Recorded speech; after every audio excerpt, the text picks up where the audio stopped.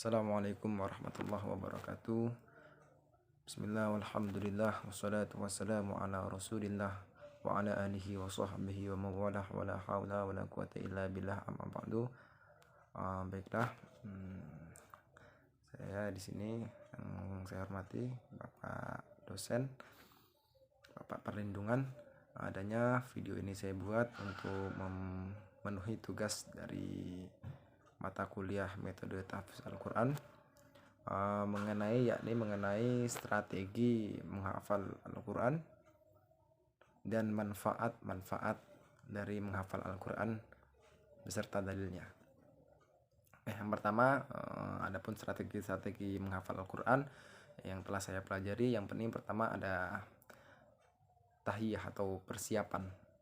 Persiapan di sini yakni memenuhi dari kondisi diri, tempat, dan waktu, kemudian dari niat itu sendiri, persiapan niat, dan dari hal-hal yang telah menjadi tujuan itu harus dipersiapkan. Itu yang pertama. Yang kedua, kemudian tahayul atau berimajinasi. Dalam hal ini bagi kita yang sudah mengerti bahasa Arab, itu sangat menjadi modal dalam menghafal Al-Quran, karena dengan menghafal Al-Quran kita mengerti sedikit, memahami artinya atau memahami maksud dari Al-Quran tersebut, atau mengetahui makna dari Al-Quran tersebut, itu sangat membantu untuk mempermudah kita menghafal Al-Quran. Itu yang kedua. Kemudian yang tiga, taskhin atau pemanasan. Saat mulai menghafal, jangan paksakan jumlah yang dihafal. Dalam menghafal Al-Quran tidak ada yang mewajibkan kita untuk memulainya dengan utuh satu ayat. Bila ayatnya panjang, mungkin kita bisa menjadikan satu ayat itu 2 kali waktu menghafal Al-Quran. Yang pasti jangan, kita harus gak boleh memforsir terlalu berat hafalan-hafalan yang akan kita hafalkan. Cukup semampu kita, karena pada hal ini kita hanya pemanasan terlebih dahulu. Itu yang ketiga. Kemudian yang keempat ada tarkis atau konsentrasi. Jadi menghafal Al-Quran, sebenarnya segala sesuatu pekerjaan itu harus dilakukan dengan berkonsentrasi. Ketika kita berkonsentrasi penuh, insya Allah dengan izin Allah, niat yang baik, kita akan lebih mudah menghafal Al-Quran. Itu yang keempat. Kemudian yang kelima, tartil. Tartil ini baca perlahan atau baca pelan-pelan. Kita baca dulu pelan-pelan, eja huruf per huruf, amati hurufnya satu persatu, resapi. Kalau bisa kita resapi dari kata per katanya, baca dengan tenang dan dalam tempo perlahan, jangan tergesa-gesa. Ini sangat mempengaruhi. Dengan kita mulai dengan bacaan-bacaan tartil terlebih dahulu, nanti ketika sudah lancar akan mempermudah kita dalam menghafal. Kemudian yang selanjutnya, yang keenam, tikror. Tikror itu maknanya diulang-ulang ya. Jadi tingkat hafalan manusia itu berbeda-beda, tapi dalam menghafal Al-Quran itu gimana pun caranya, pasti kita menghafalnya dengan cara diulang-ulang. Itu merupakan dari cara menghafal Al-Quran. Kemudian terakhir, tarabut atau ikatan. Kita bisa menemukan korelasi antara ayat dalam halaman, antara ayat per ayat dan halaman per halaman. Banyak orang yang lupa di mana hafalannya saat pergantian ayat ataupun pergantian halaman. Ini bisa dikurangi dengan menemukan atau bahkan dengan menciptakan kaitan ayat atau halaman tadi.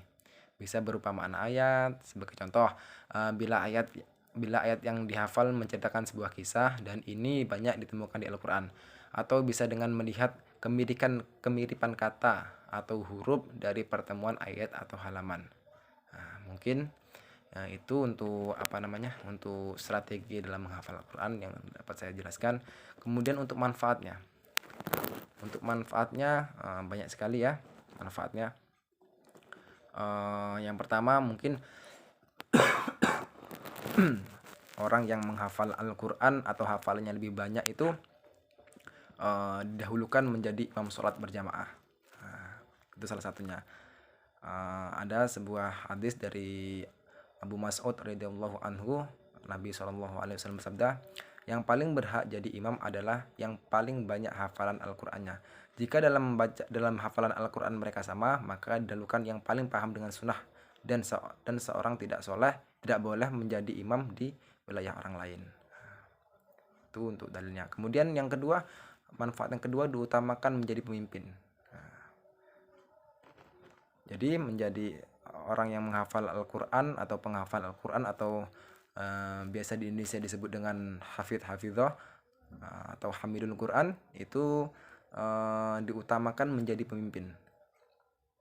Ada sebuah dalil dari hadis riwayat Ahmad dan Muslim, sesungguhnya Allah mengangkat sebagian kaum berkat kitab Al-Qur'an, dan Allah menghinakan kaum yang lain juga karena Al-Qur'an. Kemudian selanjutnya, selalu ditemani malaikat. Nah, ini merupakan dari manfaat Al-Qur'an, manfaat menghafal Al-Qur'an selanjutnya. Dijelaskan dari Aisyah radhiyallahu anha, Nabi SAW bersabda, Allah yang membaca dan menghafal Al-Qur'an, dia bersama para malaikat yang mulia. Sementara orang yang membaca Al-Qur'an, dia berusaha menghafalnya dan itu menjadi beban baginya, maka dia mendapat 2 pahala. Ini yang ada, hadis ini terdapat pada kitab At-Tibyan fi Adabi Halamatil Quran. Kemudian selanjutnya, ketika meninggal akan didahulukan. Jabir bin Abdullah radhiyallahu anhuma pernah bercerita, Nabi SAW bersabda, menggabungkan 2 jenazah Uhud dalam 1 kain kafan. Setiap hendak memakamkan, beliau bertanya, siapa yang paling banyak hafal Al-Qur'annya? Kemudian Nabi SAW memposisikan yang paling banyak hafalannya tadi di posisi yang paling dekat dengan lahat. Lalu beliau bersabda, saya akan menjadi saksi bagi mereka kelak di hari. Kemudian yang selanjutnya, kedudukan di surga sesuai banyaknya ayat yang dihafal. Nah, jadi di surga nanti orang yang menghafal Al-Qur'an pun ada tingkatannya. Dengan orang yang hafalannya lebih banyak, otomatis tingkatannya lebih tinggi.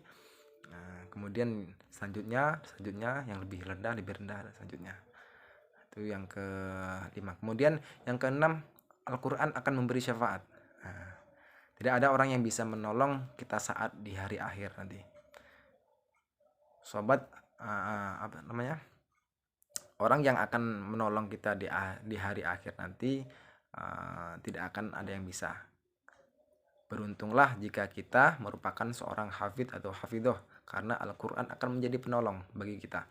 Dari Abu Umamah Al-Bahili radhiyallahu anhu bercerita, Nabi SAW berkata, rajinlah membaca Al-Qur'an karena dia akan menjadi syafaat bagi penghafalnya di hari akhir nanti. Itu yang mungkin manfaat-manfaat Al-Qur'an beserta dalilnya yang dapat saya jelaskan. Kurang dan lebihnya saya mohon maaf. Billahi taufiq wal hidayah. Assalamualaikum warahmatullahi wabarakatuh.